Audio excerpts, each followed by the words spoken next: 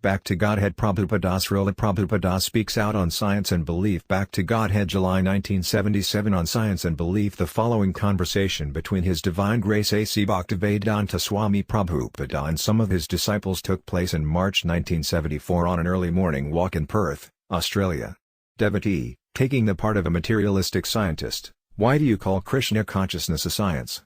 It seems like it's only a belief. Srila Prabhupada, your so-called science is also belief. If you call your way science, then our way is also science. Devotee, but with our science we can prove our beliefs. Srila Prabhupada, then prove that chemicals make life. Your belief is that life is made from chemicals. So prove it, then it is science. But you cannot prove it, therefore it remains a belief. Devotee, well, you believe in the soul, but you can't prove that it exists. Since we cannot see the soul, we have to conclude that life comes from matter. Srila Prabhupada, you cannot see the soul with your gross senses, but it can be perceived. Consciousness can be perceived, and consciousness is the symptom of the soul. But if, as you say, life comes from matter, then you must demonstrate it by supplying the missing chemicals to make a dead body live again. This is my challenge. Devotee, we will require some time to find the right chemicals. Srila Prabhupada, that is nonsense. Your belief is that life comes from chemicals, but you cannot prove it. Therefore you prove yourself to be a rascal. Devotee, but you accept the Bhagavad Gita on faith. How is that scientific? It's only your belief, isn't that correct? Srila Prabhupada, why isn't the Bhagavad Gita scientific?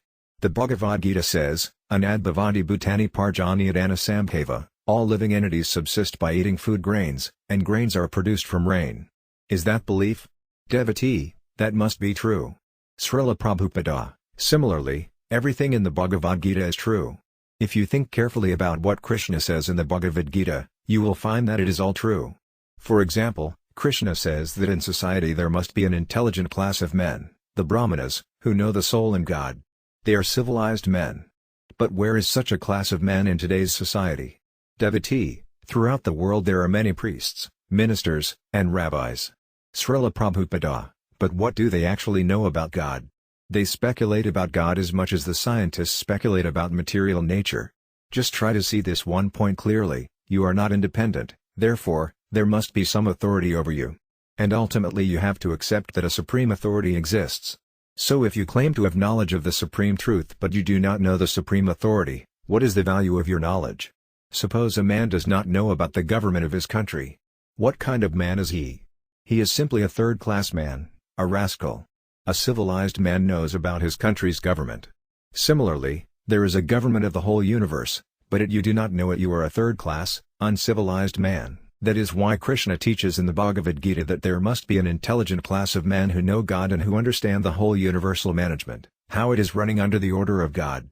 Krishna devotees know these things. Therefore they are the real Brahmanas and the real scientists. Devotee, but the Bhagavad Gita is 5,000 years old, so it doesn't pertain to our modern world. Srila Prabhupada, the Bhagavad Gita is not 5,000 years old, it has always existed. Have you read the Bhagavad Gita? Devotee, yes, several times.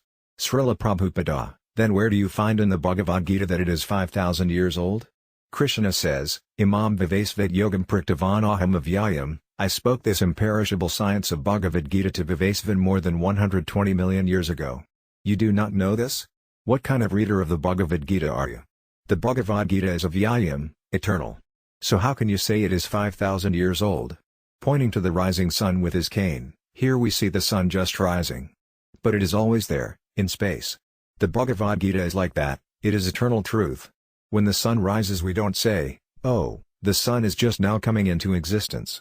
It is always there, but we can't see it until it rises. Men used to think that at night the sun died and in the morning a new sun was created. They also used to believe the earth was flat. This is your scientific knowledge, every day a new opinion. Devotee, this means that we are discovering the truth. Srila Prabhupada, no. It means you do not know what the truth is. You are only speculating. Now you accept something as true, but after a few days you say it is not true. And you call this science. Devotee, yes, you're right. Many of the scientific textbooks that were written just a few years ago are outdated now. Srila Prabhupada, and the scientific books you are now using will be useless in a few years. This is your science. Devotee, but at least what we know now is more true than what we knew before, and if we keep trying we will know more. Srila Prabhupada, this means you are always in ignorance. But the Bhagavad Gita is not like that.